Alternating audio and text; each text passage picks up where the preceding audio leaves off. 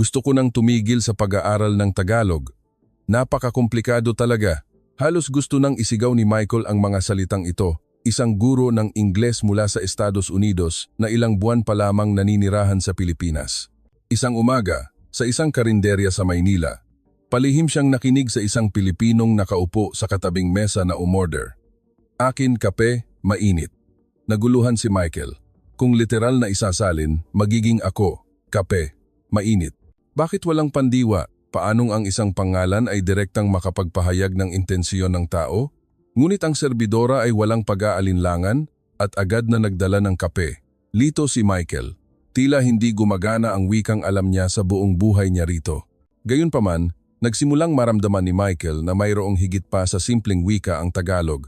Sa katunayan, sa kasalukuyan, ang mga nag-aaral ng Tagalog sa buong mundo ay bumabangga sa parehong pader na ito tulad ni Michael.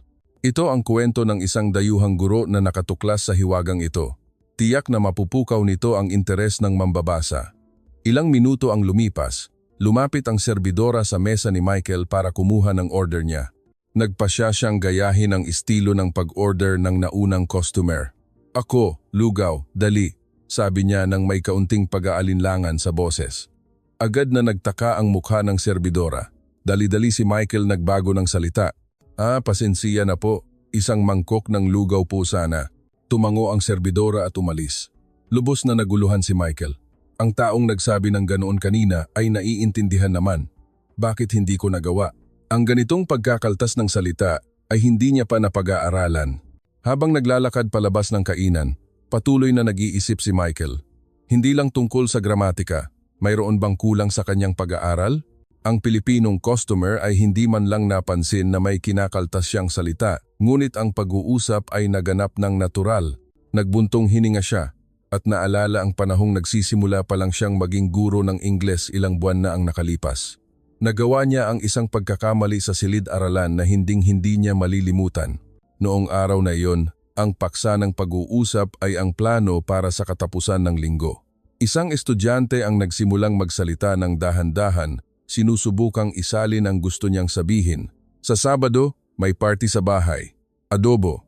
Nang marinig ni Michael ang salitang adobo, inakala niyang tungkol sa pagkain iyon. Agad siyang sumabad. Mabuti iyan, kumain ng adobo. Masarap ba ang adobo dito sa Pilipinas? Sandaling natahimik ang buong klase. Ngumiti ang estudyante ng pilit at nagpatuloy. Sinunog po kasi, kaya hindi ko na madadala sa mga kaibigan ko. Nagsimulang magtawanan ang buong klase. Naramdaman ni Michael na uminit ang kanyang mukha. Ang hirap na mukha ng estudyante ay tumimo sa kanya. Napakabilis ba niya? Sinusubukan pa lamang magsalita ng estudyante, pero inagaw na niya ang karapatan nitong magsalita. Kung naghintay lang siya ng kaunti pa, malamang na naunawaan niya ang nais ipahiwatig ng estudyante. Nagsimulang maramdaman ni Michael na ang kanyang sariling kultura ng wika ay masyadong nagmamadali at direkta. Pagkatapos ng klase, naglabas siya ng sama ng loob kay Mang Ben, isang kasamahan sa faculty room.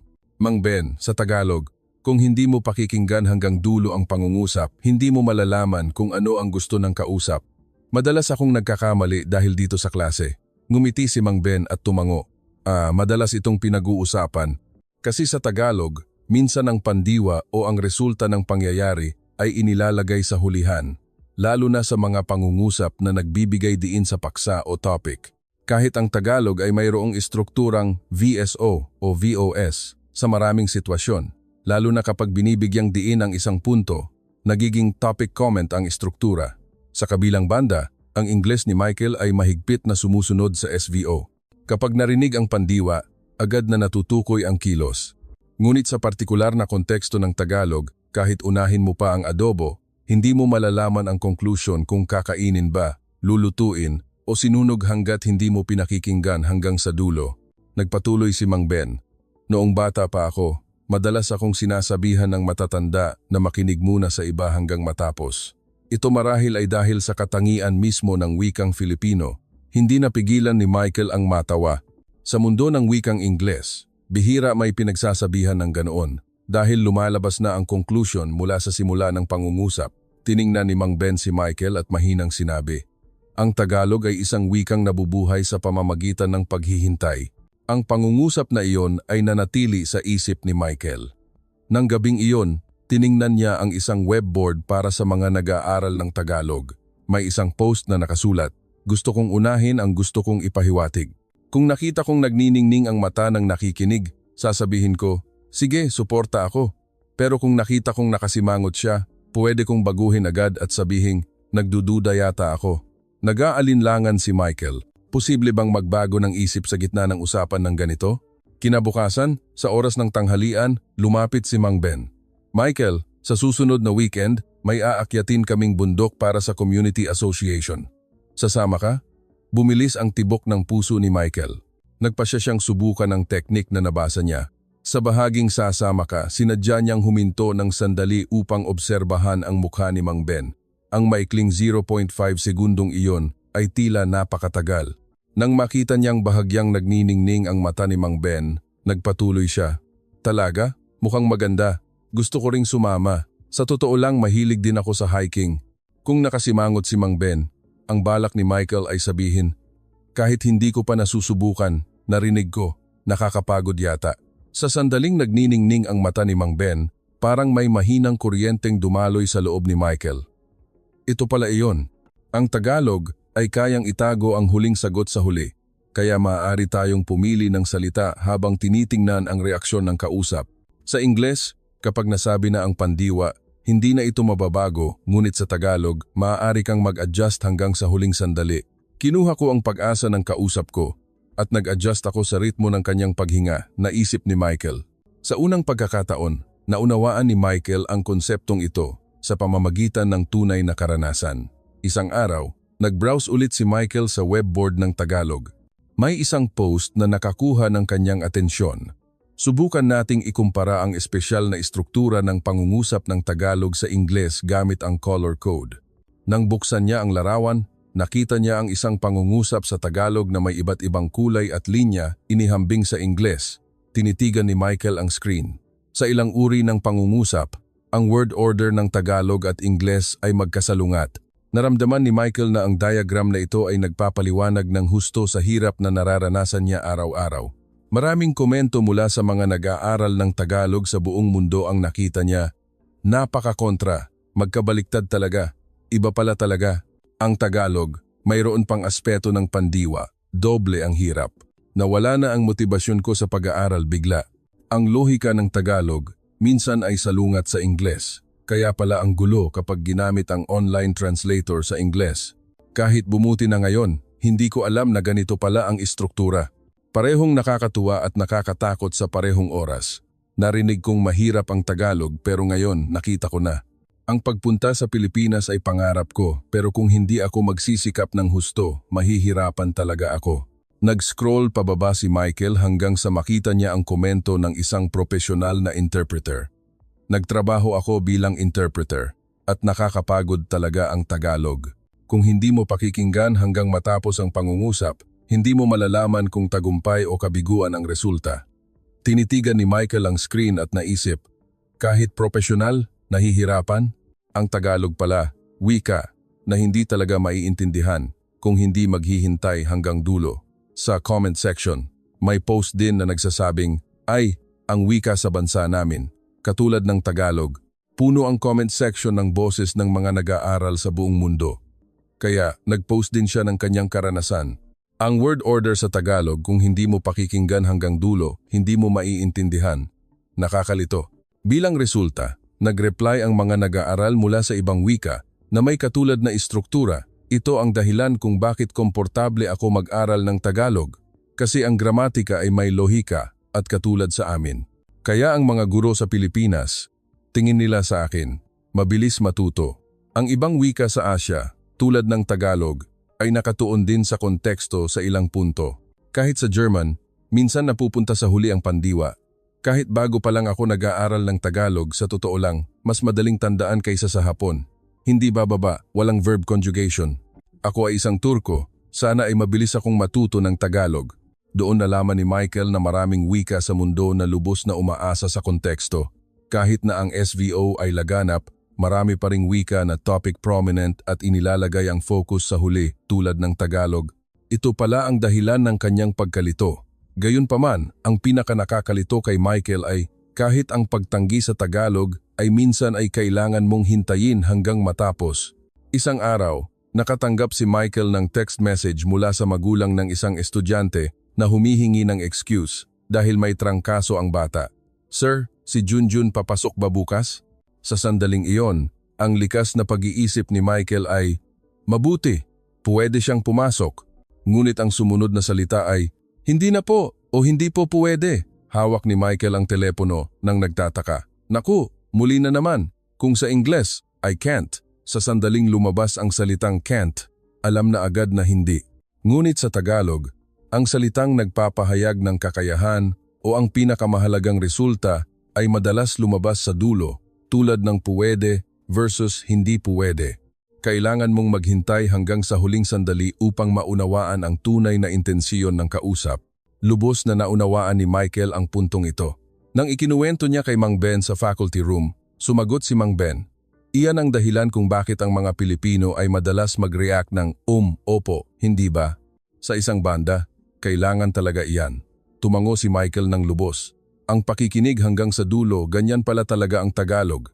Nang weekend na iyon, pumunta si Michael sa aklatan malapit sa kanyang dorm. Habang naglalakad siya sa Asian Culture section, nahagip ng kanyang mata ang aklat na The Geography of Thought ni Richard Nisbeth. Kinuha ito ni Michael at binuksan, at nakita ang isang pangungusap na nagsasabing, ang mga taga-silangang Asya ay mas nagbibigay halaga sa pangkalahatang konteksto kaysa sa mga individual na elemento. Hindi sila nagmamadaling magtapos, ngunit inuunawa nila ang loob ng relasyon. Hindi napigilan ni Michael na ibaba ang aklat at tumingin sa labas ng bintana. Naalala niya ang insidente kung saan inagaw niya ang karapatan magsalita ng estudyante at ang paggamit niya ng testing technique na nagtagumpay. Kaya pala. Tumingin ulit si Michael sa aklat. Ang istruktura ng Tagalog ay isang refleksisyon ng pattern ng pag-iisip. Ang pagtingin sa pangkalahatang larawan sa pamamagitan ng pakikinig hanggang sa dulo. Hindi lang ito tungkol sa mga individual na salita, kundi ang pagbibigay halaga sa konteksto. Ito ay wikang nabubuhay sa pamamagitan ng paghihintay. Ang salita ni Mang Ben ay nagsimulang maging malinaw sa kanyang isip.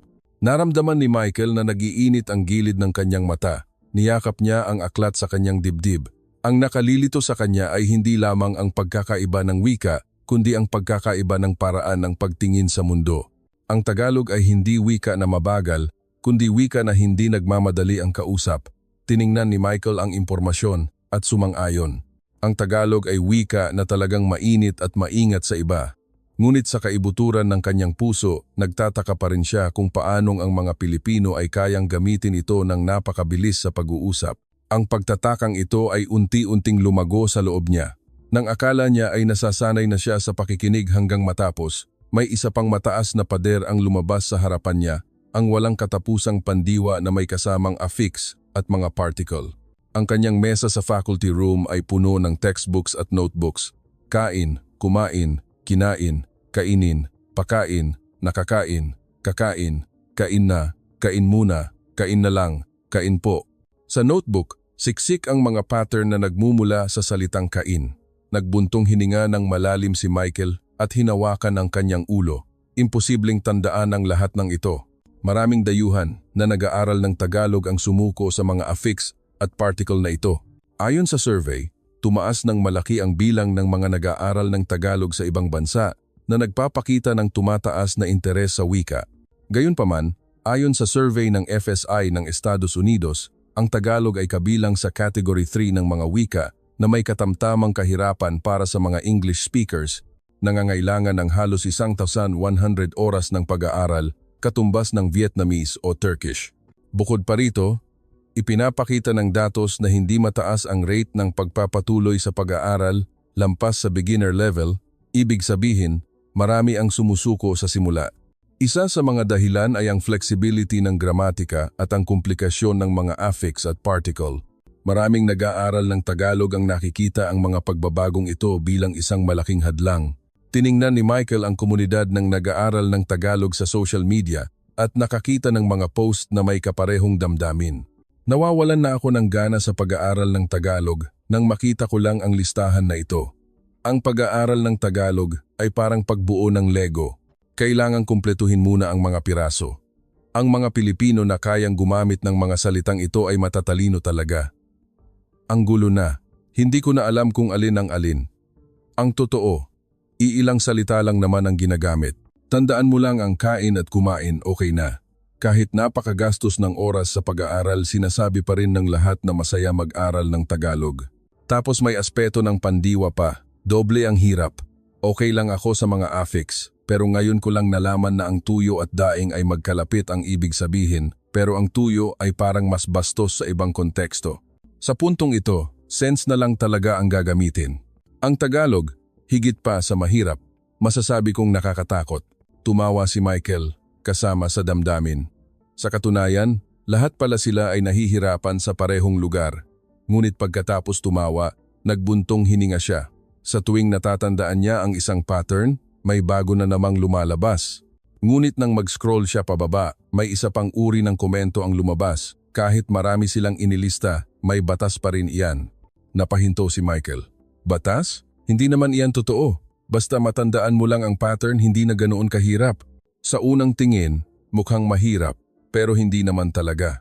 Kapag natutunan mo ang isang affix, maaari mo itong gamitin sa lahat ng pandiwa. Ang pinakamahirap na kalaban ng Tagalog ay ang baybay pa rin. Tumawa. Binalikan ni Michael ang chart ng pandiwa. Kinain, kumain, kainin. Kung sinabi kong kinain, subukan kong palitan ng ininom. Naunawaan ko na. Ang affix at istruktura ay pareho. Nagniningning ang mata ni Michael. Lego nga talaga ito. Ang Tagalog ay parang mga Lego blocks. Kapag natandaan mo ang isang bahagi, maaari mo na itong i-apply sa iba. Tumayo si Michael sa kanyang upuan. Kanina lang ay nawawalan siya ng pag-asa, pero ngayon, hindi na siya mapigilan sa pagsusulat. Kumalat ang pakiramdam ng katuparan sa buong katawan niya. Isang araw, sa faculty room, narinig ni Michael ang pag-uusap ng mga guro habang nagtatanghalian. Kayo po, kumain na? Opo, tapos na po. Dali-daling kinuha ni Michael ang kanyang notebook. Ang kumain ay isa pang salita para sa kain. Naalala niya na noong bago pa lang siya sa Pilipinas, tinanong niya ang principal, "Ikaw, kinain mo na?" At biglang natahimik ang mga guro sa paligid. Dapat pala, kayo po, kumain na? Noon, pabulong na tinuruan siya ni Mang Ben. Doon, lubos na naunawaan ni Michael kung gaano kawalang ingat ang salitang binitawan niya noon. Ang kahihiyan noon ay naging pag-unawa ngayon. Ang pagpili ng pandiwa ay hindi lang tungkol sa gramatika, kundi ang pagpapakita kung gaano natin iginagalang ang kausap. Ang mga batas ng antas ng wika ay hindi tungkol sa social class, kundi mga kasangkapan na ginagawang salita ang damdamin ng pag-aalaga at paggalang. Ilang araw ang lumipas, nang itinuro ni Michael ang pattern ng affix at ang sistema ng pagiging magalang sa klase, isang dayuhang estudyante ang nagsabi, "Sir, ganoon din ang naisip ko.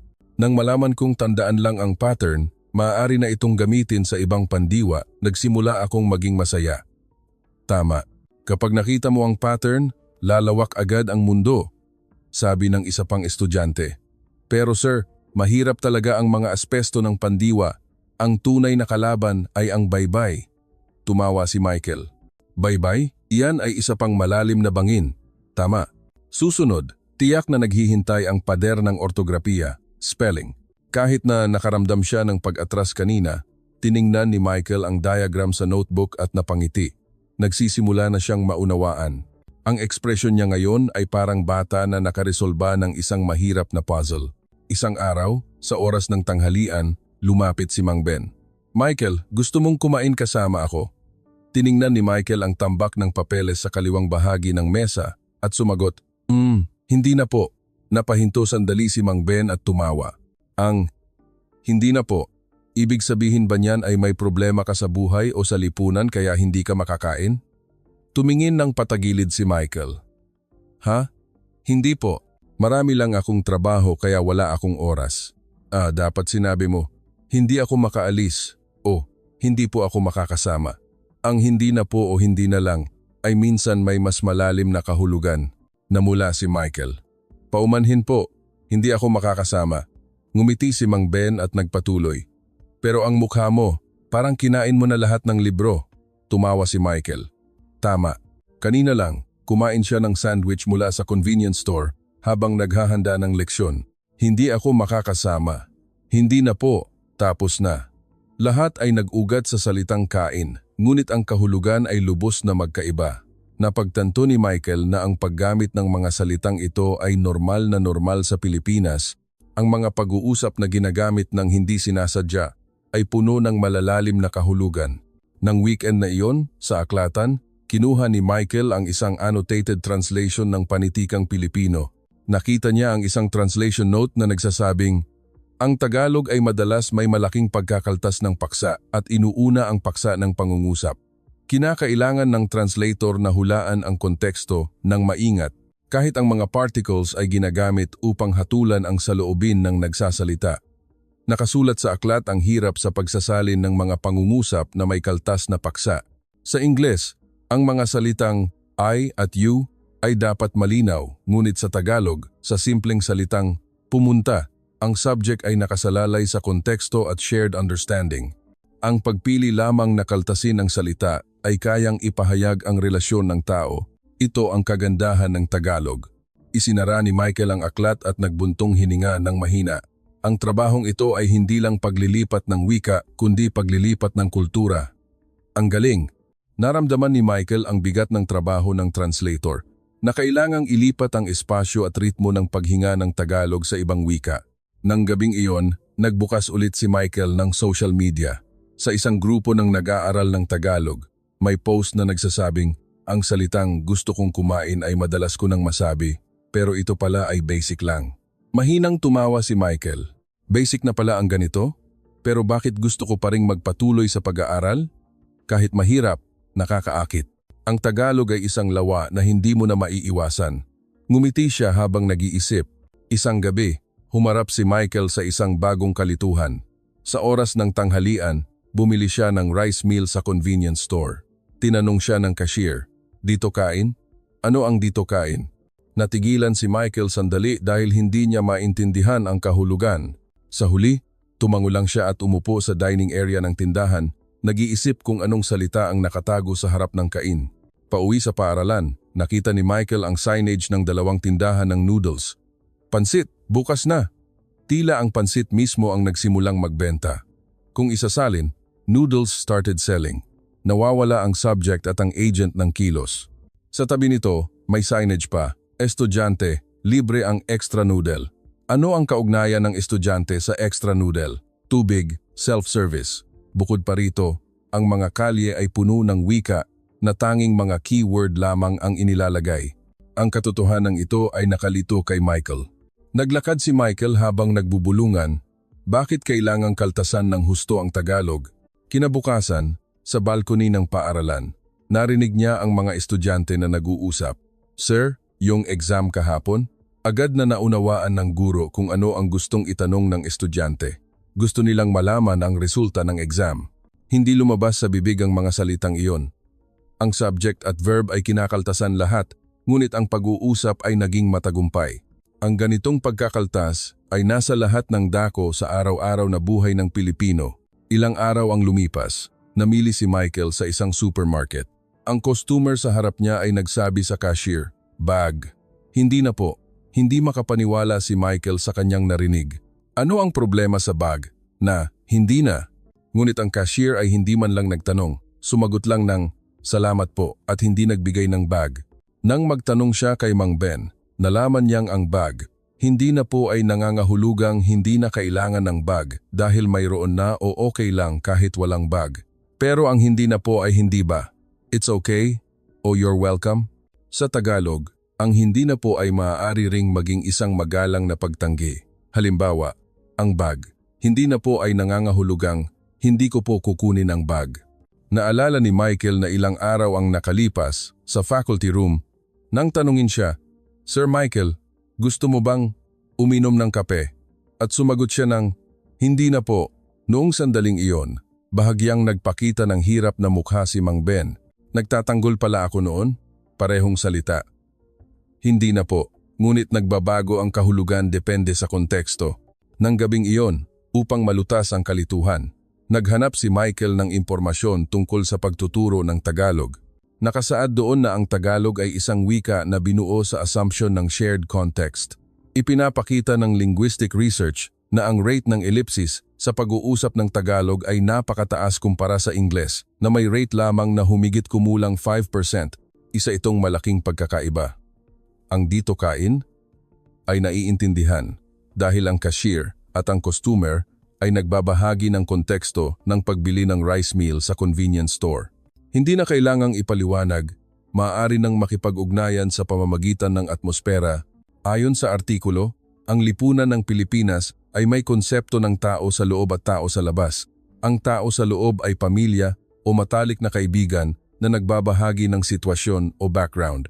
Halimbawa, kung miyembro ng pamilya, ang simpleng pagsasabi ng, "Gutom na, ako ay maiintindihan na ng kausap na, magluto na tayo o bumili na tayo ng pagkain." Hindi na kailangang sabihin sa bawat hakbang, "Sobrang gutom ako." Pakiusap, maghanda ka ng pagkain. Pareho rin sa convenience store. Kahit na bagong magkakilala ang cashier at customer, nagbabahagi sila ng sitwasyon ng pagbili ng pagkain. Kaya, kahit kaltasin ang pangungusap, naiintindihan nila ang isa't isa. Sa kabilang banda, kung ipapaliwanag ng detalyado, gusto po ba ninyong gamitin ang pagkain na ito sa loob ng tindahan? Maraming Pilipino ang makakaramdam na, alam na naman iyan. Ang pagpapaliwanag ng mga bagay na hindi kailangang sabihin ay magpaparamdam na palaaway ka. Ang pagkakaltas ay nangyayari dahil sa assumption na maiintindihan ng kausap. Ang tiwala na, maiintindihan mo ako, ang nagpapaikli sa Tagalog. Para sa mga Pilipino, ito ay sobrang normal kaya hindi man lang nila napapansin kung ano ang kinaltas. Kinabukasan, ikinuwento ni Michael ang tungkol dito kay Mang Ben. Sumagot si Mang Ben ng simple, ang pagkakaltas ng salita ay marahil isang anyo ng tiwala. Natigilan sandali si Michael. Ang cashier at ang customer ay nagkaintindihan sa salitang, bag? Hindi na po. Ngunit nang sabihin niya ang hindi na po, si Mang Ben ay nagpakita ng hirap na mukha. Ang pagkakaltas ay maaari lamang gamitin sa mga taong nagbabahagi ng konteksto.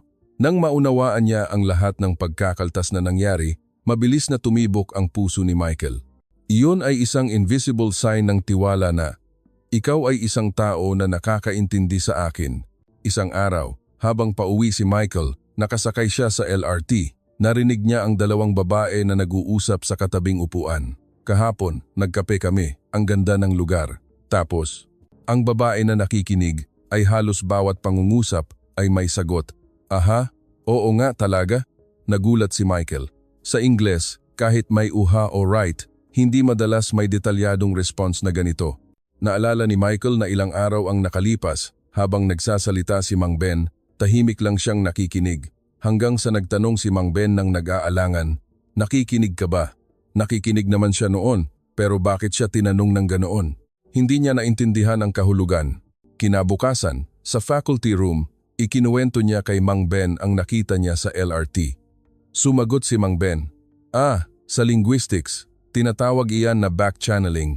Dahil sa Tagalog, kailangan ng patuloy na kumpirmasyon ng pag-unawa. Ang nakikinig ay kailangang magbigay ng response upang kumpirmahin sa nagsasalita na, kasama pa rin ako sa usapan. Sinasabing ang mga Pilipino, kapag nagsasalita, ay kailangan ng signal ng response mula sa kausap. At ang mga response sa Tagalog ay napakaraming uri, tulad ng, aha, talaga. Ang isang response lang ay makapagpapahayag na ng damdamin at antas ng pag-unawa. Maraming dayuhan ang nalilito sa kulturang ito ng response sa Pilipinas, tulad ni Michael. Kapag nakikipag-usap sa Pilipino, kung hindi ka magre-respond, tatanungin ka ng, nakikinig ka ba? Tiningnan ni Mang Ben si Michael at nagpatuloy. Ang response ay isang signal na nagsasabing, gusto kong magpatuloy ka pa sa pagsasalita. Ang nakikinig sa Tagalog ay parang co-producer ng pag-uusap, parang tumutulong upang mapanatili ang usapan hanggang sa huling konklusyon.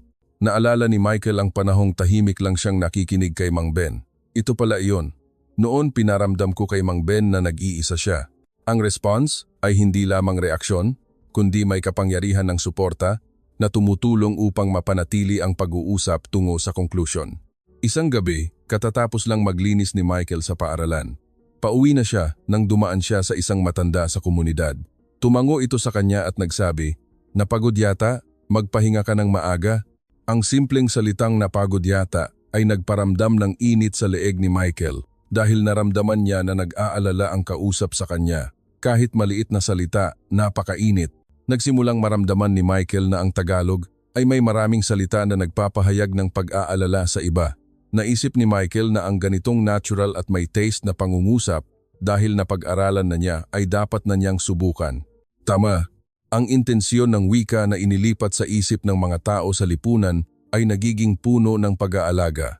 Ito marahil ang kagandahan ng Tagalog, ang ambiguity na nagpahirap sa kanya at halos nagpatigil sa kanya ng maraming beses, pero ngayon naunawaan na niya. Ang Tagalog ay wika na hindi magiging matagumpay kung hindi mo iisipin ang damdamin ng kausap. Ngunit dahil sa hirap na iyon, napakaganda nito. Ito ay wika na nag-iisip para sa iba. Isang araw, pagkatapos ng klase, inaayos ni Michael ang mga document sa classroom. Isang estudyante ang pumasok ng nag-aalangan. "Sir, pwede na po ba ngayon?" "Oo, sige. Ano iyon?" Bahagyang yumuko ang estudyante at nagsimulang magsalita. "Kasi po, si Mama." At tumigil ang salita. Kung ang Michael noong una, baka nagtanong na siya agad, "Ano?" Pero ngayon, hindi na siya tulad noon. Sumagot si Michael ng at naghintay. Tinitingnan ang mukha ng estudyante, sinusubukang damhin kung ano ang gusto niyang sabihin. Ang katahimikan ay lumipas sandali. "Mag-aaral po ako ng mas mabuti sa Ingles, sir." Tumingala ang estudyante at sinabi iyon. Natigilan sandali si Michael at sumagot ng simple, "Ganoon ba? Suporta kita." Ngumiti ng masaya ang estudyante at umalis sa room. Mahinang nagbuntong hininga si Michael. Noong araw na iyon, inagaw niya ang salita ng estudyante. Pero ngayon, nagawa niya. Ang init ng paghihintay ay lumabas sa puso ni Michael. Ito ang kapangyarihan ng pakikinig ng Tagalog. Ilang araw ang lumipas, bumalik si Michael sa karinderya na dati niyang pinupuntahan. Lumapit ang serbidora para kumuha ng order. "Ako, kape," sabi ni Michael ng natural. Ang serbidora ay walang pag-aalinlangan na sumagot, "Sige po, sandali lang," at umalis. Hindi napigilan ni Michael ang ngumiti. Noong araw na iyon, naguluhan siya nang marinig ang "ako, kape, mainit." Pero ngayon, siya mismo ay kayang gumamit ng ganoong ekspresyon. Sa wakas, naunawaan niya. Hindi ito dahil napilitan siyang sumunod sa gramatika, kundi dahil nakapagbahagi na siya ng konteksto sa kausap. Tumingin si Michael sa kanyang nakaraang pag-aaral. Ang tiyaga sa pakikinig hanggang dulo, ang imahinasyon sa pagpuno sa mga kinaltas, ang response na puno ng pag-aalaga at ang pagmamalasakit na nasa maliliit na particle. Ang lahat ay nagmula sa kapangyarihan ng pakikinig. Ang pag-aaral ng Tagalog ay nagturo sa akin ng kapangyarihan ng pakikinig. Hindi lang ito simpleng linguistic skill, kundi ang kapangyarihan ng pag-iisip sa iba, ang kapangyarihan ng pag-aalaga. Ang Tagalog ay wika na nagiging perpekto sa pamamagitan ng pagtanggap. Kapag naunawaan niya ang isang punto ng Tagalog, may bago na namang hiwaga ang lalabas. Walang nakikitang katapusan. Ang lawa ng Tagalog na ito ay parehong malalim at komplikado. Minsan, mahirap intindihin. Ngunit sa kaibuturan nito, mayroong puso na nag-aalaga sa iba na dumadaloy. Mahirap intindihin dahil nag-iiwan ito ng espasyo para sa imahinasyon. Ambiguous dahil ibinibigay nito ang lahat ng interpretasyon sa kausap. Mahinang tumawa si Michael. Ang pananatili sa lawa na ito ay hindi masama. Nagpasya si Michael na ipagpatuloy ang pag-aaral ng Tagalog. Ang lalim ng wikang ito ay nagpapasaya sa kanya. Ano ang iniisip ninyong lahat? Ang natuklasan ni Michael, ang guro ng Amerikano, sa kanyang pag-aaral ng Tagalog ay maaaring hindi kuwento tungkol sa komplikadong wika, kundi kuwento tungkol sa wika na naglinang ng kapangyarihan ng pakikinig. Ang Tagalog ay wika ng imahinasyon upang basahin ang mga bagay na hindi sinasabi. Iyan marahil ay isang wika na binuo ng matagal upang hindi makasakit ng iba at upang maging mas malapit sa kanila. Masayang tatanggapin ang inyong mga opinyon at damdamin sa comment section kasama na ang inyong mga karanasan kung saan naramdaman ninyong interesante ang Tagalog o naging masaya kayo sa paggamit ng Tagalog. Para sa video na ito, dito na po kami magtatapos. Salamat sa panonood at magkita-kita tayo sa susunod na kwento. Paalam po.